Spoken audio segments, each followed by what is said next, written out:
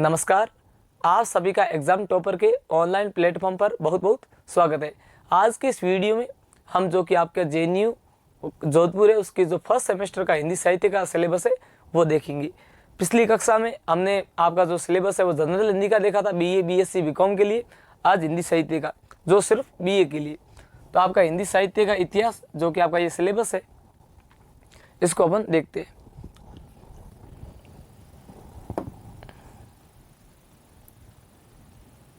जी, आपका ये सिलेबस हिंदी साहित्य का इतिहास, इसमें आपका पूर्णांक होगा वो 70 नंबर का होगा। पूर्णांक कितने नंबर का? 70 का।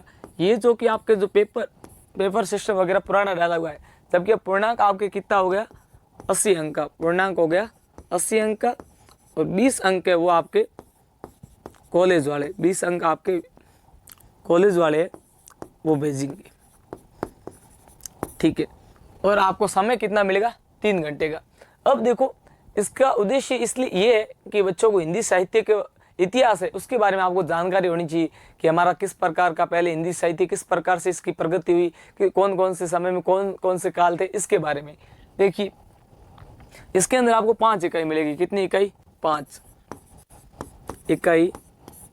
5 देख लीजिए, इकाई 1, इकाई 2, इकाई 3, इकाई 4 और इकाई 5। अब देखिए, इकाई 1 में आपको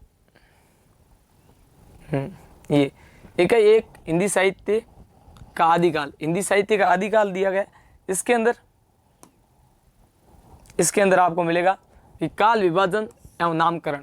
भाई आदिकाल का काल विभाजन किस प्रकार से, आदिकाल का नामकरण, आदिकाल कैसे हुआ, इसके बारे में।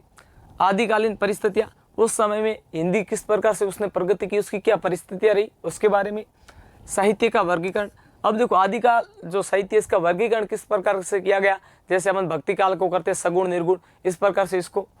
आदिकालीन प्रमुख काव्य धारा को, जैसे कि ये सिद्धनाथ और जैन, ये प्रमुख काव्य धारा थी उस समय। अब कृष्ण भक्ति, राम भक्ति कैसे थी, वैसे तो इनके बारे में, इनका पूरा आपको परिचय देना है एवं वैशिष्ट इसके बारे में पूरा आपको वर्णन करना है, इनके किस प्रकार उत्थान हुआ इसके बारे में। अगला, प्रमुख रासो काव्य कौन कौन से, उनका परिचय देना है।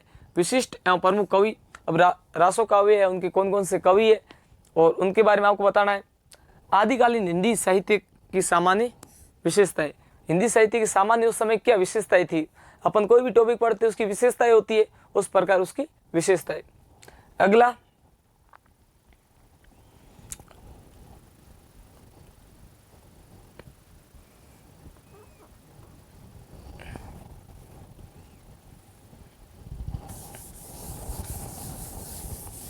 और अगला है आपका भक्ति काल। अगला कौन सा है? भक्ति काल। भक्ति काल सामाजिक, राजनीतिक, सांस्कृतिक पृष्ठभूमि। अब भक्ति काल में उस समय सामाजिक स्थिति क्या थी, उस समय की राजनीतिक स्थिति क्या थी और सांस्कृतिक और पृष्ठभूमि, भक्ति काल की पृष्ठभूमि किस प्रकार से है, इसके बारे में पूरा बैकग्राउंड क्या है वो बताना है। संत काव्य धारा की प्रमुख विशेषताएं और काव्य प्रवृत्तियां। अब संत काव्य धारा क्या है, भक्ति काल में किस प्रकार से संत हुए, उनकी विशेषताएं एवं प्रमुख कवि। अब देखो, भक्ति काल के प्रमुख कवि कौन कौन से, उनका वर्णन करना है। अपन हिंदी साहित्य में बेसिकली जो आपका एग्जाम होगा उसके अंदर मेनली यही पूछा जाता है, कबीर है और तुलसीदास है, जायसी, इनके बारे में। अगला, सूफी काव्य धारा। सूफी काव्य धारा की प्रमुख प्रवृत्तियां। अब सूफी काव्य धारा से आप क्या जानते हो, प्रवृत्तियां, उनकी विशेषताएं क्या है एवं प्रमुख कवि। राम भक्ति काव्य धारा की प्रमुख काव्य प्रवृत्तियां, विशेषताएं एवं प्रमुख कवि। अब राम काव्य धारा के बारे में आपको पूरा पता होना चाहिए, उसकी विशेषताएं क्या है और उसके प्रमुख कवि कौन कौन से। कृष्ण भक्ति काव्य धारा की प्रमुख काव्य प्रवृत्तियां, विशेषताएं, प्रमुख कवि और भक्ति काल की सामान्य विशेषताएं। अब देखो, जैसे कि ये आदिकाल है तो आदिकाल की आपको विशेषताएं और भक्ति, और इसके अंदर आपको भक्ति काल की विशेषताएं। इसी में आपके सबसे इंपॉर्टेंट है वो है 1 नंबर राम भक्ति काव्य धारा और दूसरा है आपका कृष्ण भक्ति काव्य धारा। अगला है रीतिकाल। अगला कौन सा है? रीतिकाल। रीतिकाल की ऐतिहासिक पृष्ठभूमि। भाई इसका इतिहास के अंदर किस प्रकार से पृष्ठभूमि रही, पुराना इसका इतिहास क्या है, रीतिकाल कैसे नाम पड़ा। रीतिबद्ध कवि, रीतिसिद्ध कवि एवं रीति मुक्त कवि। अब देखो, ये रीतिकाल के कवियों को 3 भागों में बांटा गया है। पहला रीतिबद्ध, दूसरा रीतिसिद्ध और तीसरा रीति मुक्त। तो इनको 3 भागों में कैसे बांटा, इसके बारे में आपको पता होना चाहिए। उनके काव्य काव्य की प्रमुख प्रवृत्तियां हैं, विशेषताएं। अब ये जो कवि है इनके काव्य की प्रमुख विशेषताएं क्या है वो आपको पता होनी चाहिए। नेक्स्ट है आधुनिक काल। कौन सा है? आधुनिक काल, जो अभी चल रहा है। अब इसमें 1857 का स्वतंत्रता संग्राम,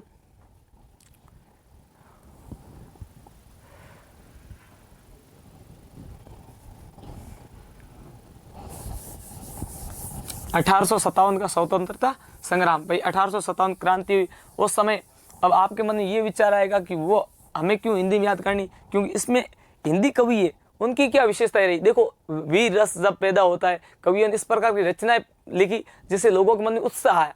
जैसे कि कोई, जैसे दो व्यक्ति लड़ाई करते तब तीसरा कहता है वाह शाबाश, लड़ाई करो झगड़ा करो। जब अपन इस प्रकार के शब्द बोलते हैं तो उसको उत्साह आता है, जुनून आता है। इस प्रकार से आधुनिक काल में यही बात हुई कि 1857 का स्वतंत्रता संग्राम चल रहा था। उस समय हिंदी नवजागरण, मतलब लोगों के अंदर ये उत्साह कैसे आया। भारतेंदु युग की काव्य प्रवृत्तियां एवं विशेषताएं। और भारतेंदु हरिश्चंद्र थे, उन्होंने किस प्रकार की रचनाएं की जिससे लोगों के अंदर एक जुनून बढ़ता रहे। विशेषताएं।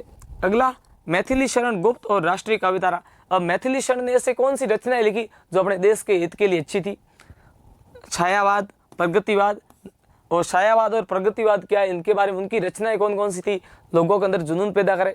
अब नई कविता क्या है, इसकी सामान्य परिचय दीजिए। नई कविता से क्या संबंध है, उससे आप क्या समझते हो, एवं नई कविता की आपको विशेषताएं लिखनी है।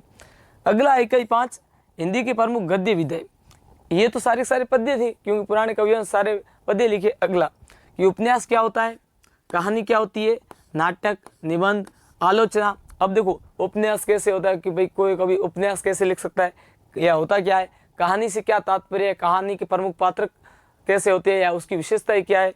नाटक, निबंध और आलोचना, अपन किसी की आलोचना कैसे करते हैं। आत्मकथा, खुद की कथा क्या होती है। जीवनी, एकांकी क्या होती है। संस्मरण, ये क्या होता है।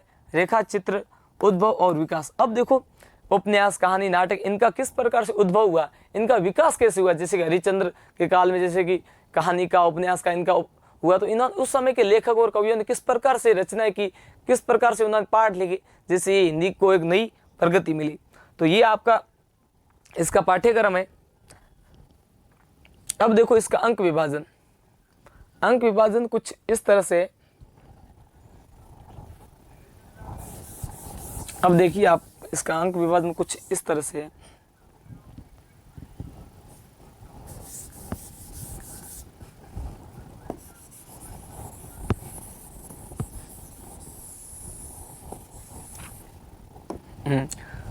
प्रश्न एवं अंक विभाजन। भाई प्रश्न का अंक विभाजन किस प्रकार से किया गया।